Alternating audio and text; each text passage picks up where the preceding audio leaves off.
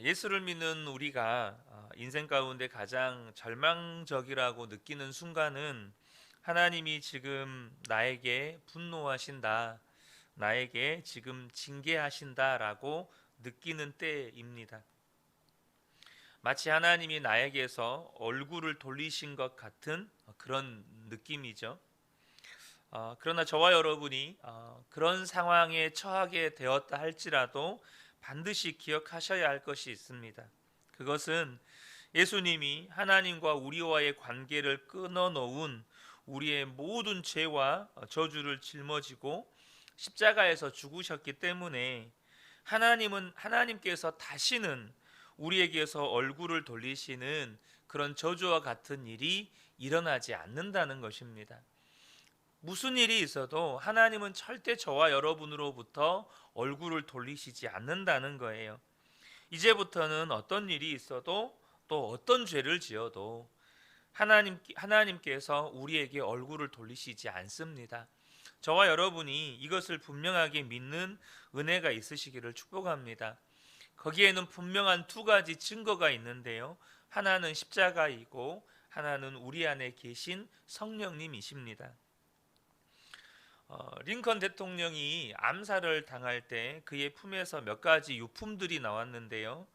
수건 하나, 그리고 안경집 하나, $5가 들어있는 지갑 하나, 그리고 주머니 칼 하나, 그리고 뜻밖의 것이 하나 있었는데요. 그것은 뭐냐면 신문 스크랩을 한 그 오려진 종이였습니다. 무슨 내용을 스크랩을 해서 가지고 다니는지 봤더니 신문 기자들 중에 링컨 대통령에 대해서 그래도 좋게 써준 기사들을 링컨 대통령이 오려서 그것을 가지고 다니면서 수시로 읽었다는 거예요. 그분이 미국 대통령이 되어서 남북 전쟁을 이끌어 가면서 아무래도 남부 쪽에서는 얼마나 링컨 대통령을 많이 비난하겠습니까? 또 얼마나 많은 그러다 보니까 신문 기자들도 링컨 대통령에 대해서 부정적으로 기사를 쓴 이런 많은 기사들이 있지 않겠습니까? 그런데 그 가운데 링컨 대통령에 대해서 좋게 써준 그런 기사들을 오려서 그 힘들고 어려운 전쟁들을 수행하고 대통령직을 수행하면서 낙심되고 불안할 때마다 그 신문 스크랩을 읽으면서 위로와 힘을 얻었다는 거예요. 여러분, 우리가 미국인들이 가장 존경하는 인물이라고 하는 이 링컨 대통령조차도 무언가로부터 힘을 얻고 위로를 받았다는 거죠. 그런데 여러분, 저와 여러분이 이런 우리를 칭찬하고 격려하는 어떤 기사나 사람들의 말조차도 우리에게 힘이 되고 격려가 된다면, 하나님께서 저와 여러분을 위로하시고 격려한다면 얼마나 저와 여러분이 힘을 얻고 용기를 얻게 되겠습니까? 여러분, 그렇게 해주시려고 하나님이 우리에게 주신 것이 십자가와 우리 안에 계신 성령님이십니다. 저와 여러분이 그 십자가를 묵상하고 또 우리 안에 계신 예수님을 바라볼 때마다 하나님이 나를 사랑하신다는 것이 믿어지는 것입니다. 또 거기에서부터 오는 위로와 격려를 누리게 된다는 거죠. 우리가 죄로 인해서 징계를 당할 때, 그래서 하나님께서 나를 향해서 분노하신다고 느낄 때 분명 우리의 영혼이 낙심을 하게 됩니다. 하나님이 나에게 화를 내시는데 어떻게 낙심이 안 되겠어요? 근데 문제는 그렇게 낙심이 될 때, 또 정작 하나님이 나에게 이렇게 진노하신다고 느끼는데 그 하나님께 기도가 나오겠습니까? 우리 흔히 기도가 막힌다 그러죠. 하나님이 나에게 진노하시는데 어떻게 기도가 됩니까? 아버지가 화내면 어떻게 아버지한테 말을 붙여요? 그러지 않습니까? 그래서 우리가 기도가 막힌다는 표현을 쓰죠. 그런데 여러분, 그때도 저와 여러분이 반드시 기억하셔야 할 것이 있습니다. 뭐냐면 기도는 나 때문에 하나님이 들어주시는 게 아닙니다. 기도의 문을 여는 건 내 열심이나 혹은 내 노력이나 내 의가 아니에요. 뭐 금식 기도한다고 해서 기도의 문이 열리고, 악을 쓰면서 소리를 고래고래 지르면서 기도한다고 해서 기도의 문이 열리고, 혹은 누군가가 나에게 함께 기도해 준다고 해서 기도의 문이 열리는 게 아니라는 거예요. 금식 기도, 뭐 통성 기도, 합심 기도 필요 없다는 말이 절대 아닙니다. 여러분, 기도의 문을 여는 건 여러분 예수님이십니다. 예수님 때문에 하나님이 저와 여러분에게 기도의 문을 열어주셨다는 거예요. 예수님 때문에 저와 여러분은 하나님의 자녀가 된 겁니다. 그래서 저와 여러분이 어떤 처지와 형편에서도, 심지어 주변 사람들이 다 나를 손가락질하고 또 나를 비난하고 조롱해도, 우리에게는, 예수를 믿는 우리에게는 언제나 기도의 문이 열려 있다는 겁니다. 그래서 저와 여러분이 기억하셔야 돼요. 기도의 문은 예수님 때문에 열린 거예요. 그래서 저와 여러분은 어떤 처지와 형편에서도 하나님 아버지께 나아가 기도할 수 있다는 겁니다. 얼마든지 또 어떤 상황에서든지 하나님을 아버지라고 부를 수 있고, 하나님께 달려가서 우리의 문제를 구할 수 있다는 거예요. 다윗의 믿음이 위대하다는 증거가 그 절망적인 상황에서도 하나님께 기도한다는 겁니다. 분명히 하나님이 분노하시고 하나님이 진노하시고 하나님이 징계하신다는 걸 느끼면서도 다윗은 하나님께 기도하고 있다는 거예요. 사랑하는 성도 여러분, 낙심과 절망이 될 때가 있죠.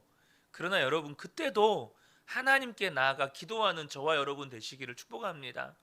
우리는 기도할 자격을 얻었다는 거예요. 예수님 때문에.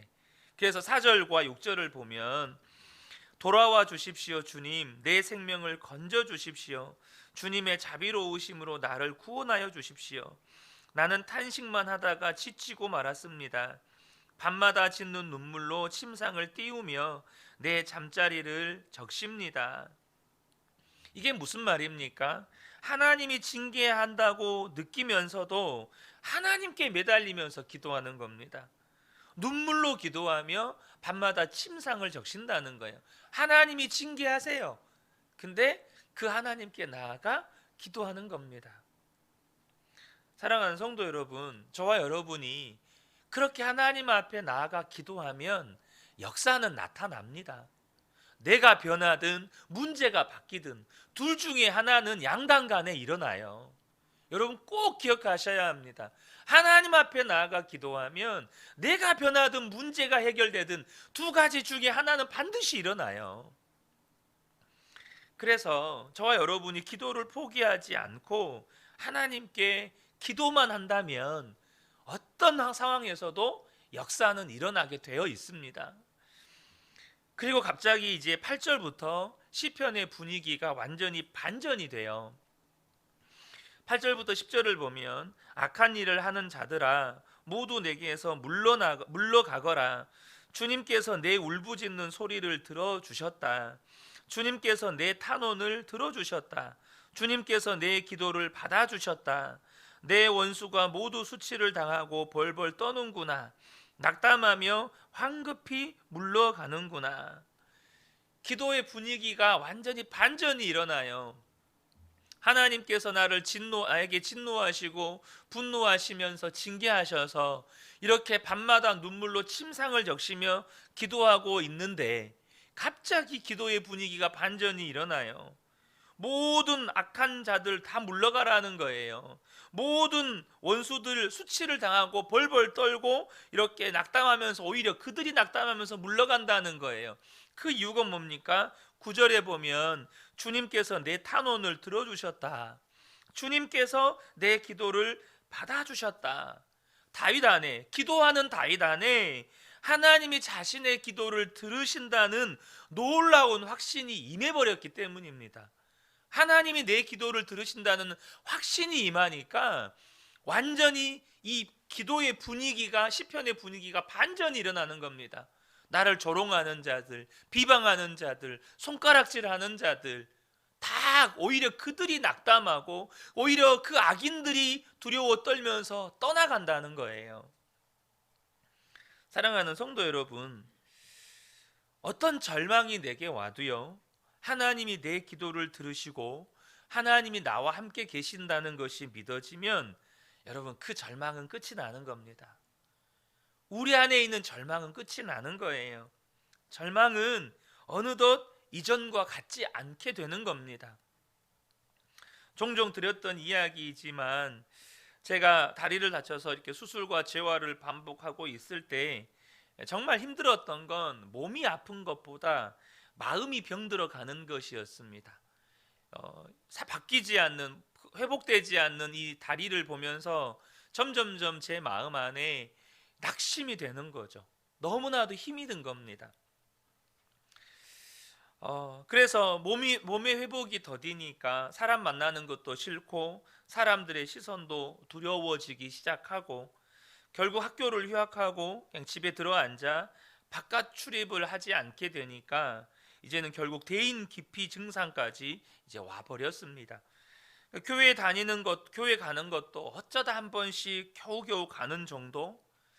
그러다가 한 번은 토요일 날 교회 가고 싶은 마음이 들어서 내일은 예배 가야지라는 생각을 가지고 잠에 들었습니다. 그런데 막상 주일이 되니까 교회 가려면 목발 챙겨야지, 보조기 챙겨야지, 택시 잡아야지, 택시 잡으면 돈도 많이 들지. 그러니까 또 한편으로는 가기 싫은 거예요, 마음이. 그런데 어제가 기억이 나는 거죠. 교회 가고 싶다. 이게 제 생각이겠습니까? 하나님이 주신 마음이죠. 분명히 어제 교회 가고 싶은 마음이 너무 들어서 교회 가고 싶은 마음을 생각을 했으니까 그래도 가자 해서 택시를 잡고 교회를 갔습니다. 그런데 그때 하나님이 주셨던 그 은혜, 예배가 시작이 되는데 찬양 그리고 설교 전 그 설교와 관련된 주제 영상, 그것이 당시에 전신 화상을 입었던 이지선 자매에 대한 영상이었거든요. 그리고 고난에 대한 설교. 저는 당시 그때 이 예배가 하나님이 나를 위해서 오늘 특별한 이벤트를 준비하셨구나 라는 마음이 들 만큼 찬양을 부르기 시작할 때부터 울어서 끝날 때까지 그렇게 눈물로, 또 감격의 눈물로 예배를 드렸던 기억이 있습니다. 여러분, 우리가요 엄청난 하나님의 사랑을 받고 살지만 그래도 어떤 상황에 부딪히면, 절망적인 상황에 부딪히면 낙심이 돼버려요. 낙심이 됩니다. 하나님이 나를 사랑하시는 건 맞나? 그래서 제가 그때 가졌던 제 정말 똑똑한, 지금도 기억나는 제 안에 늘 가졌던 생각, 하나님이 나에게서 고개를 돌리셨구나, 하나님이 나에게서 얼굴을 돌리셨구나, 늘 이 생각을 가지고 살았었습니다. 그런데 여러분, 그래도 하나님 앞에 가셔야 합니다. 그래도 하나님 앞으로 가셔야 돼요. 그러면 하나님이 눈을 열어서 나를 사랑하신다는 것을 하나님이 깨닫게 해주십니다.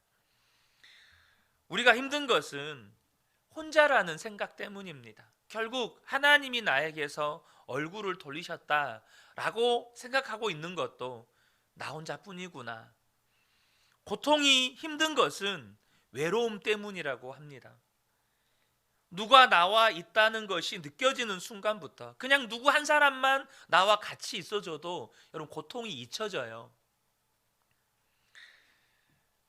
그런데 여러분, 저와 여러분이 기억하셔야 돼요. 우리가 받은 복음이 무엇입니까? 우리가 받은 이 복음이 어떤 복음이죠? 고린도후서 13장 5절을 보면 너희는 믿음 안에 있는가? 너희 자신을 시험하고 너희 자신을 확증하라. 예수 그리스도께서 너희 안에 계신 줄을 너희가 스스로 알지 못하느냐? 그렇지 않으면 너희는 버림받은 자니라. 우리가 받은 복음은요, 예수 그리스도께서 우리 마음 안에 계시다는 이 복음입니다. 주님이 우리 안에 계시다는 거예요. 예수님이 우리 마음에 계시다는 이 놀라운 복음이 우리 안에 분명하게 믿어지면 절대 절망이 우리를 낙심시키지 못합니다. 어떤 절망적인 상황도 우리를 무너뜨리지 못해요. 우리는 절대 혼자가 아니기 때문입니다. 예수님이 내 마음에 계시기 때문이죠. 그래서 저와 여러분에게 정말로 중요한 것이 주님을 바라보는 것입니다. 24시간 예수님을 바라보자고, 또 제가 매일매일 일기를 써서 그것을 점검해 보자고 하는 이유는 내 안에 계신 예수님을 만나게 될 때, 바라보게 될 때 더 이상 세상이 무섭지 않게 된다는 겁니다. 어떤 절망적인 상황에서도 절대 무너지지 않게 된다는 거예요. 어제도 저희가 저희 어머니랑 이렇게 통화를 나누는데 저희 어머니가 그러시더라고요. 말씀을 전하는 너의 표정이 과거에 비해서 완전히 바뀌었다, 이런 말씀을 하세요. 제가 그랬어요. 엄마, 제 표정이 바뀐 건 제 믿음이 바뀌어서 그래요. 제 믿음이 바뀌어서 그래요. 다른 게 아닙니다. 제 믿음이 뭐가 바뀌었을까요? 그럼 이전에는 예수님을 안 믿었습니까? 믿었죠. 다른 게 아닙니다. 예수님이 내 안에 계시다는 것을 분명하게 붙잡고 사니까 제 믿음이 바뀌어 있는 거예요. 또 제가 바뀌니까 성도님들에게 흘러가는 은혜도 다른 거예요. 여러분, 쥐를 사방이 막혀 있는 밀폐된 공간에 두면 30분이면 죽는데요. 사방이 막혀 있는 밀폐된 공간에다 두면요. 근데 거기에다가 한 줄기 빛이라도 비추면 여러분 36시간을 견딘다고 합니다. 우리는 어떻습니까? 예수님이 우리의 빛이시잖아요. 예수님이 내 마음에 계신 것이 분명해지면, 그 부분이 분명하게 확신을 갖게 되면 이 세상의 어떤 것도 우리를 낙심시킬 수가 없게 되는 겁니다. 어떤 처지와 형편에서도 절대 무너지지 않는 거예요. 그런데 문제는 성도님들 가운데는 여전히 예수님을 바라보고 사는 것, 또 그것을 점검하고 사는 것을 힘들어 하시는 분들도 계십니다. 이유는 다른 게 아닙니다. 우리가 그렇게 살아보지 않았기 때문이에요. 예수님이 내 안에 계시는 것을 믿기 위해서 주님 바라보려고 주님을 생각의 대상으로 삼고, 또 주님을 부르고, 또 삶 속에서 어떤 상황에서도 주님 바라보면서 이렇게 살아가는 것이 우리에게 익숙하지 않은 거예요. 다시 말하면 영적으로 미성숙하다는 뜻이죠. 어느 목사님이 딸 둘을 기르시는데 첫째는 9살, 둘째는 4살이라고 합니다. 어느 날 9살 언니가 4살 동생을 너무 심하게 이렇게 나무라는 거예요. 그래서 왜 그런가 봤더니 동생이 언니 가위를 쓰다가 어디다 뒀는지를 모르는 거예요. 그러니까 언니가 이제 가위를 써야 되는데 없으니까 동생을 그렇게 다그치는 거죠. 너무 심하게 이렇게 다그친다고 생각을 해서 목사님이 끼어들었대요. 언니한테 하는 말이 얘는 4살이잖아. 그러니까 그렇게 지나갔는데 또 며칠 뒤에 언니가 또 동생을 야단을 치는 거예요. 또 언니 걸 뭘 건드렸구나. 그래서 언니가 막 야단을 치는데 이 동생이, 4살짜리 동생이 언니를 눈을 부릅뜨고 바라보면서 나는 4살이잖아 라고 했다는 거예요. 그러면서 언니도 웃고 이게 다 지나갔다고 합니다. 여러분, 우리 안에 이런 미성숙함이 있습니다. 우리 안에 다 4살짜리가 있어요. 근데 여러분, 하나님이 우리에게 주신 가장 큰 축복은 예수님이 내 안에 계신 것입니다. 여러분, 그거잖아요. 자녀들에게 제일 큰 축복이 뭘까요? 부모님이 용돈 많이 주는 게 큰 축복입니까? 제가 아버지가 돌아가셔 보니까 알겠더라고요. 아버지라는 존재가 계심이 가장 큰 축복이에요. 하나님이 우리에게 가장 큰 축복입니다. 그래서 예수님을 우리 안에 선물로 주신 거예요. 그래서 여러분, 저와 여러분이 예수님을 바라보는 일이 어렵지만 그것이 만약에 소수의 몇몇 사람들만 누리는 축복이라면 그게 어떤 축복이겠어요? 그러잖아요. 예수 믿는 사람들 가운데 소수의 몇몇 사람들만 누리는 축복이라면 그걸 어떻게 축복이라고 말할 수 있겠어요? 다시 말하면 이게 축복이라는 건 예수를 믿는 모든 성도가 누릴 수 있는 복이라는 겁니다. 모든 성도가 누릴 수 있는 거예요. 우리가 낙심하지 않고 다른 성도들의 도움을 받아가면서 이렇게 시작해 보면 놀라운 은혜를 체험하게 됩니다. 제가 어제 우리 정 집사님 새가족 신방을 했는데 기도 제목을 여쭤보았더니 우리 집사님이 기록하신 10가지 기도 제목을 저한테 이렇게 보여주셨어요. 그 기도 제목에는 별표와 함께 이렇게 쓰여져 있었습니다. 천국 준비 중. 그리고 주님은 기도하는 자를 찾으신다, 이렇게 써놓으셨더라고요. 그리고 10가지를 제가 한번 읽겠습니다. 주일 지키기, 그리고 기도, 날마다 회개하기, 마귀 시험에 들지 않기, 모든 욕심 내려놓기, 아프지 않고 병원 가지 않기, 요양원에 가지 않기, 하루하루 잘 보내기, 고통 없이 주님 곁으로, 주님 바라보기, 전도하기. 제가 그것을 보면서 너무너무 감동이 됐어요. 그리고 정말 제 속에서도 또 제가 우리 집사님에게 너무 잘하고 계십니다라고 말씀을 드렸어요. 그리고 제가 10번째에 쓰여진 주님 바라보기에 동그라미를 그려드렸어요. 집사님, 이거 하나만 하시면 나머지 모든 것은 다 돼요. 제가 이렇게 말씀을 드렸습니다. 여러분, 그렇지 않습니까? 주님 바라보기만 되면 우리 삶의 어떤 문제도 다 해결됩니다. 우리가 주님을 바라보지 않아서 문제가 되는 거지, 문제 때문에 우리가 넘어지는 건 없습니다. 여러분, 그거 아닙니까? 지금 죽어도 천국이잖아요. 지금 주님 앞에 가도 우리는 천국이잖아요. 그래서 우리의 문제는 주님을 바라보지 않는 게 문제지, 어떤 상황이나 환경이나 형편이 문제가 아니라는 겁니다. 사랑하는 성도 여러분, 정말로 빛이신 주님을 바라보면 두려울 일이 없게 되고 염려할 일이 없게 되고 감사하고 기뻐하고 즐거워할 일밖에 없다는 것을 경험하게 됩니다. 사랑하는 성도 여러분, 오늘도 저와 여러분이 정말 주님만 바라보며 살게 되기를 축복합니다. 그러면 오늘도 주님이 우리 안에서 일하십니다. 이 은혜가 우리 모든 성도님들께 함께 하시기를 예수님의 이름으로 축복합니다. 아멘.